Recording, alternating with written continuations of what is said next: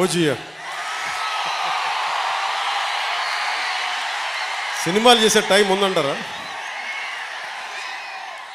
ఎలాగా మాట ఇచ్చాం కాబట్టి ముందు ఒక 3 నెలలు మీ కనీసం మీరు నన్ను తిట్టకూడదు, కనీసం ఒక్క రోడ్డు గుంతలు కూడా వేయలేదని తిట్టకూడదు కదా మీరు నన్ను.